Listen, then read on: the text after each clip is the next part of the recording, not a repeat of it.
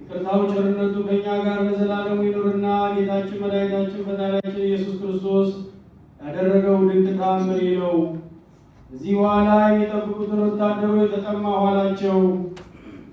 ከዚያም በጎችን የሚያርድ ዘንግ መጻጻ ማሰሮ ያለው በእጁም ሐሞት የያዘ ሰው ነበር። ይሸጠውም ይወድ ነበር። ያም ባለ ሐሞት በመንገድ ሊደፋ ወዶ ሳለ የሐሞቱ ከረጢት ተቀዶ ሐሞቱ ወደ ያዘው ማሰሮ ገባ። የሚጠብቁት ወታደሮችም እነሆ ይህ የተሰቀለው ውሃ ይለምነናልና ኑ ባለ ዘንጉ ከያዘው መጻጻ እንስጠው፣ ሐሞት ተቀላቅሎበታልና እጅግም ይቆመጥጣልና ከእርሱ እናጠጣው አሉ። ሰፍነግም ወስደው ከሐሞቱና ከሆምጣጣው ነክረው ወደ ጌታችን ኢየሱስ አቀረቡት። በቀመሰውም ጊዜ ከእርሱ መጠጣትን አልጠጣም አለ። ነቢዩ ዳዊት በምግቤ ውስጥ ሐሞትን ጨመሩ፣ ጥማቴንም ለማራቅ ሆምጣጣውን አጠጡኝ ያለው ይደርስ ይፈጸም ዘንድ ይህ ነው። ከዚህ በኋላ ጌታችን ኢየሱስ ክርስቶስ ኤሎሄ ኤሎሄ ላማ ሰበቅታኒ ብሎ በታላቅ ቃል ጮኸ። ትርጓሜውም አምላኬ አምላኬ ለምን ተውከኝ ማለት ነው።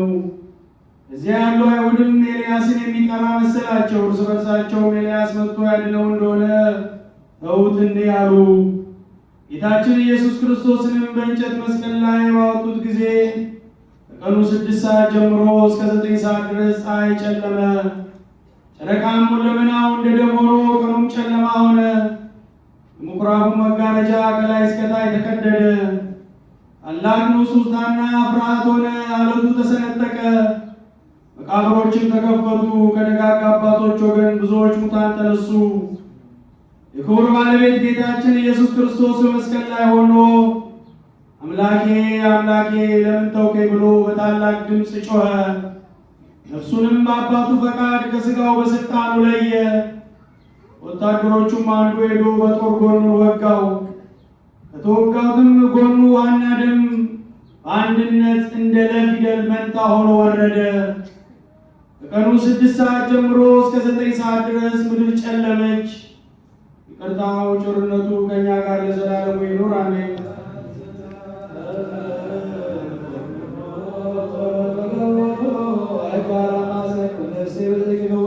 ኢየሱስ ክርስቶስ የሰማያት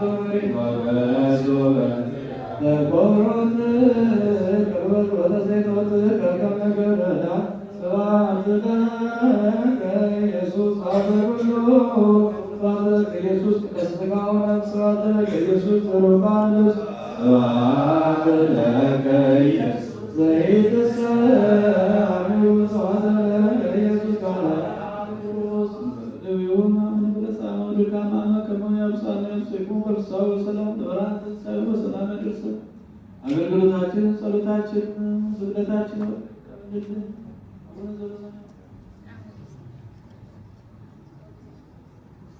ፍጹማን የምትሆኑ ሁላችሁ ኢየሱስ ክርስቶስ ለእኛ ያደረገልን ይህን ነገር አስቡ። ይኸውም እግዚአብሔርን በመልክ የሚመስለው በባህሪ የሚተካከለው ነው። እግዚአብሔርን የሆነው ቀምቶ አይደለም፣ ራሱን ዝቅ አድርጎ የአዳምን ባህሪ ገንዘብ አድርጎ ሰውን መሰለ እንጂ አንድ ሰውም ሆነ ለሞት እስኪደርስ ድረስም እሺ በጄ ብሎ ለሞት ታዘዘ። ሞቱን በመስቀል ሆነ። ስለዚህም እግዚአብሔር ፈጽሞ አከበረው፣ ከስም ሁሉ የሚበልጥ ስምንም ሰጠው። በሰማይና በምድር በባህርና ከምድር በታች ያለ ጉልበት ሁሉ ለኢየሱስ ክርስቶስ ስም ይሰግድ ዘንድ አንደበትም ሁሉ ለኢየሱስ ክርስቶስ በእግዚአብሔር አብ ጌትነት ጌታ እንደሆነ ያምን ዘንድ